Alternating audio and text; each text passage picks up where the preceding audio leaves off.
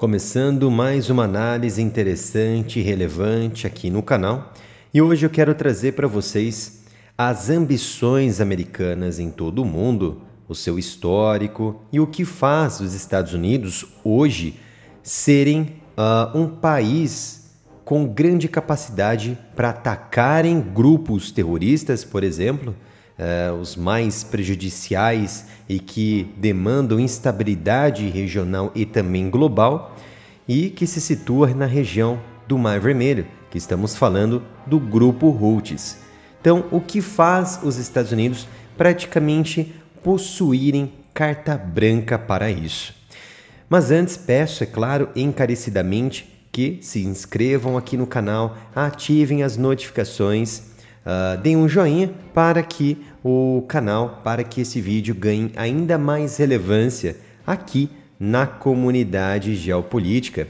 E como vocês também já sabem, para quem acompanha aqui o canal, certamente já sabe da nossa loja através do site umapenca.com/área militar. Aqui na nossa loja temos diversas camisetas, temos estampas incríveis aqui de armas, de países, de brasões, temos canecas também. Então, vocês estão visitando aqui o umapenca.com/área militar, o site do canal.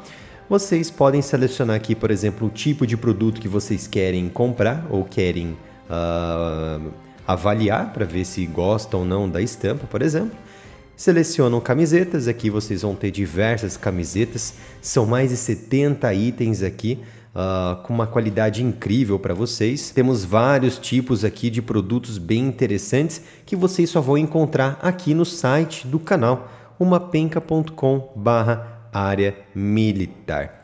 Então, sem mais delongas, vamos realmente para o que interessa, para o que é produtivo, o que é relevante estudarmos e expandirmos o nosso conhecimento.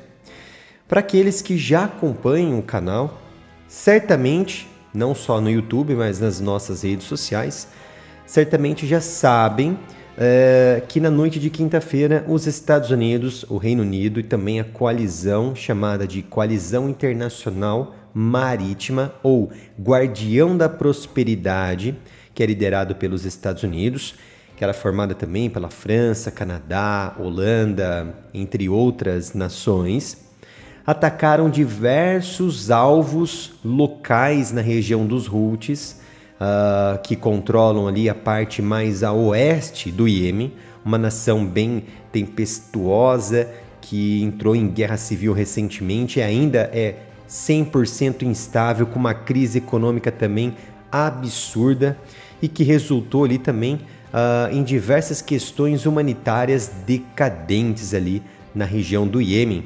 E esse terrorismo do Houthis, ele é apoiado exclusivamente pelos ayatollahs, os persas do Irã.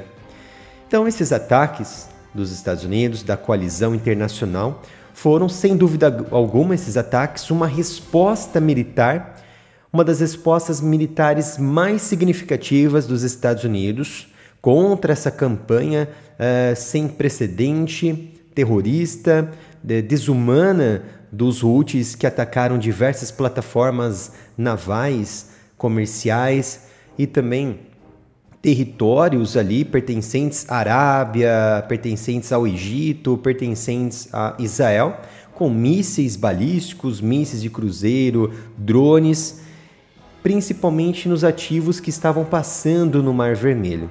E que, é claro, começou após a guerra entre Israel e Hamas,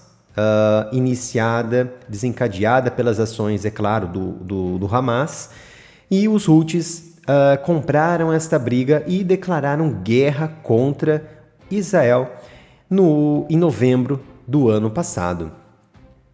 De fato, antes de comentarmos a fundo sobre os aspectos, os respaldos históricos e jurídicos dos Estados Unidos, é preciso entender melhor, de forma muito breve aqui, quem são os Houthis, que nada mais que um grupo iemenita, um grupo terrorista iemenita apoiado pelo Irã.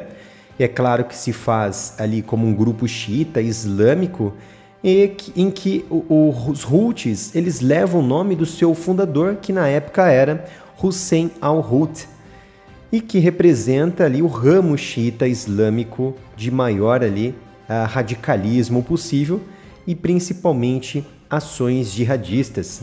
Então eles surgiram na década de 1980 como uma oposição à influência religiosa da Arábia Saudita sobre toda a região da Península Arábica, principalmente contra o Iêmen.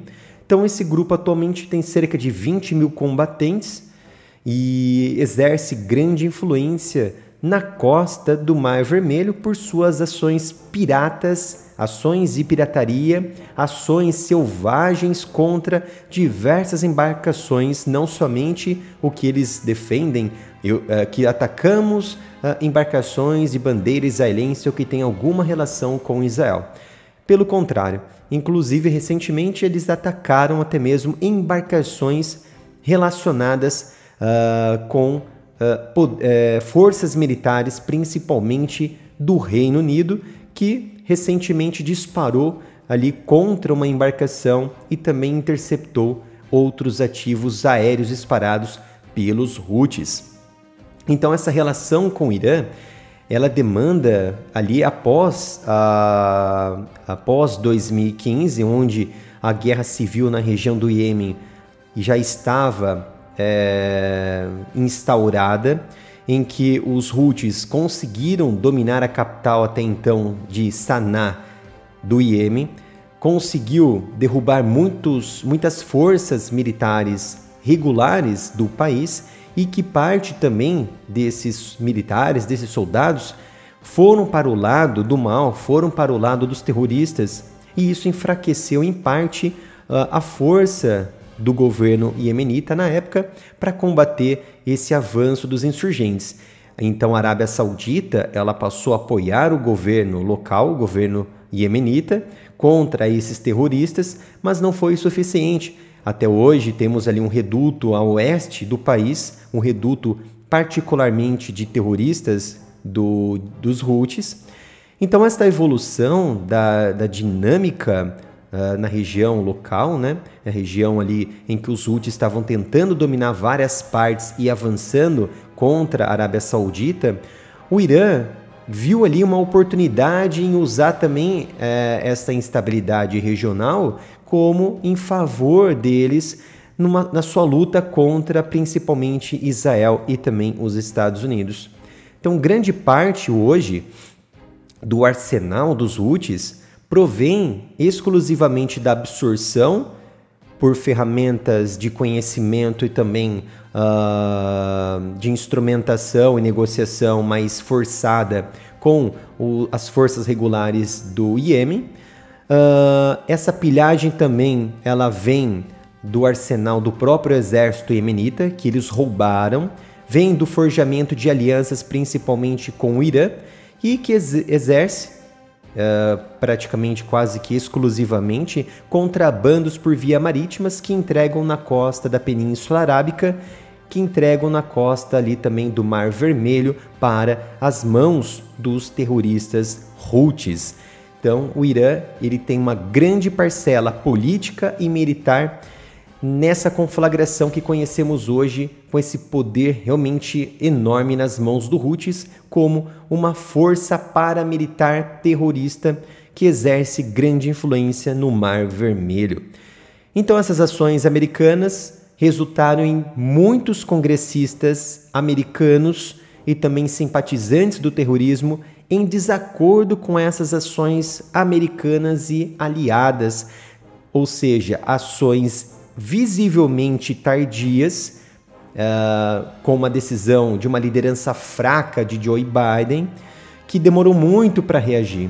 E ao lado do seu maior aliado hoje, que é o Rishi Sunak, do Reino Unido, primeiro-ministro, ele adotou essa postura tardia de iniciar ataques contra vários locais, mais de 16 locais no Iêmen, ou melhor, na porção controlada pelos Houthis. No entanto, o que desperta muita atenção e que me fez fazer uma pesquisa a fundo sobre a atuação americana hoje contra os terroristas dos Houthis, esse princípio histórico dos Estados Unidos, que já mostra que os americanos eles possuem meio que de forma nata, de forma nativa, de forma perene, dentro deles, dentro dos americanos, essa dádiva de intervenção militar estrangeira, externa, que nenhuma outra nação possui hoje em dia. Mas o que isso significa? Realmente é algo bem complexo, mas eu vou explicar aqui, vou procurar, é claro, explicar com alto rigor de detalhes para vocês. Em 1801, vocês já devem ter ouvido falar sobre Thomas Jefferson. Foi um grande político, um grande empresário, um grande inventor, um grande visionário que tomou a frente dos Estados Unidos de 1801.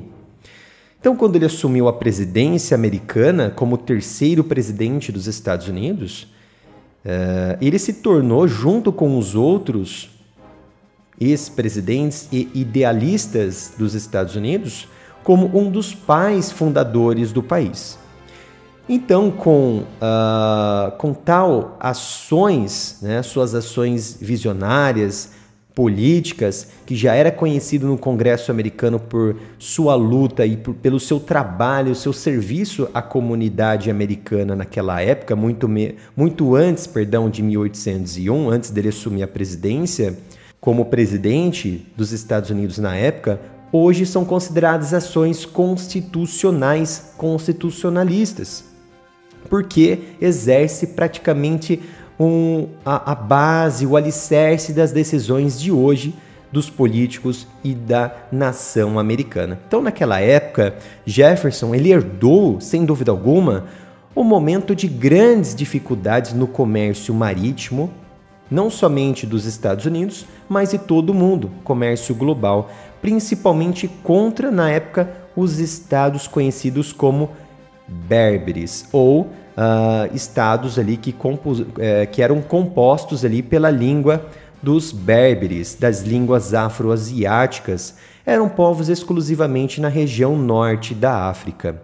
Então, ali na época, essas regências, esses povos, faziam parte das regências otomanas de Argel, de Tunis, de Trípoli, juntamente ali com os Marrocos independente naquela época, o que hoje conhecemos também como a região do Maghreb, é claro, com exceção ali do Egito. Então, o grande Thomas Jefferson na época, que ele se deparou com os Estados Unidos sofrendo muito com a pirataria marítima na região norte da África e também na costa sul do Mediterrâneo, principalmente ali na porção que faz a conexão com a Europa. Porque navios mercantes naquela época, principalmente de bandeira americana, estavam sendo apreendidos pela pirataria dos berberes e a tripulação dessas embarcações americanas estavam sendo reféns, estavam sendo mantidas refém e em troca da libertação não só do produto, mas também da tripulação, eles exigiam que resgate, pagamentos de dinheiro em troca da libertação, como acontece hoje, por exemplo, na região da Somália, no Iêmen, na região do Chifre da África e também, principalmente, o que estamos vendo hoje no Mar Vermelho. Então, Jefferson, com sua experiência, larga experiência como político, como empresário, visionário, cidadão, ele assumiu a presidência já muito ciente de toda essa situação. Porque ele assumiu a presidência já ciente disso, porque muito antes dele assumir, em 1801, ele já conhecia todo o andar da carruagem, todo esse caminho da roça em que os americanos já estavam sofrendo. Porque o Congresso, políticos dentro do Congresso americano, haviam nomeado ele, juntamente com Benjamin Franklin, John Adams, como missionário de paz para negociar o quê? A paz na região do Mediterrâneo, na região da Ásia, da Europa, e também como, além de negociador de paz, como o negociador do comércio em todo o planeta praticamente. E isso incluiria principalmente a região norte da África. Então vejam só que quando Jefferson ele assumiu a presidência, ele sabia de todos esses problemas em larga escala que os americanos estavam presenciando. Então, naquela época, antes dele assumir a presidência, os americanos praticamente estavam pagando tributos para os berberes, que forçavam ali a apreensão de navios em troca de tributos. Eles liberariam as embarcações e os seus produtos e a tripulação, o que hoje nós conhecemos como pirataria, conhecemos como resgate, como crime, como cárcere privado, por exemplo. Então Jefferson, ele tinha esse desafio na região eles falam, né, de desafio da barbárie, né? Porque a navegação mercante na região, a navegação mercante americana, ela gerou um grande desafio para o Thomas Jefferson, porque ele tinha que tomar uma postura mais aguerrida, mais agressiva contra esses corsários, contra esses piratas. Mas ele precisava do quê? Do apoio do Congresso. E veja só o que ele fez. Nessa época, Jefferson ele pensou em guerrear, seria algo mais benéfico do que os Estados Unidos forçadamente pagar impostos ou resgate para esses corsários diante de um crime e não diante de realmente uma justificativa ou algo de direito desses povos berberes que estavam apreendendo navios e apreendendo mercadorias. Não era algo nato de um direito que eles tinham de apreender esses navios, porque a navegação era livre. A navegação ela sempre ela foi livre. É claro que você pagava tributos por aquilo que você usufruía daquela nação, daquele povo. Mas nessa situação, toda a região norte e costa sul do Mediterrâneo estavam sendo bloqueadas por esses povos. Então Jefferson, com essa larga experiência, ele não pediu autorização para o Congresso. Porque o povo americano, já diante da elevação dele como presidente, já dava respaldo na época para ele atuar em favor da sociedade americana e também global. Então Jefferson ele não ativou o Congresso para determinadas situações. E uma situação bem interessante que eu peguei aqui, nas lembranças oficiais de Thomas Jefferson, no site de Monticello de Thomas Jefferson, ele diz que não seria melhor oferecer-lhes um tratado de igualdade. A quem? Aos piratas, aos corsários berberes. Se eles recusarem, por que não entrar em guerra com eles? Ele questionou. Aí ele coloca, por que não começar então uma marinha e decidir pela guerra? Aí vocês podem estar pensando, mas nessa época a marinha já estava existente, né? A marinha americana, que foi fundada em 1775. Mas ele estava se referindo a armar, a fazer uma coalizão liderada pelos americanos, como conhecemos hoje a coalizão internacional feita por Joe Biden, por exemplo, para suspender essas ações dos povos berberes na época. E ele coloca ainda, não podemos começar por uma causa melhor nem contra um inimigo mais fraco.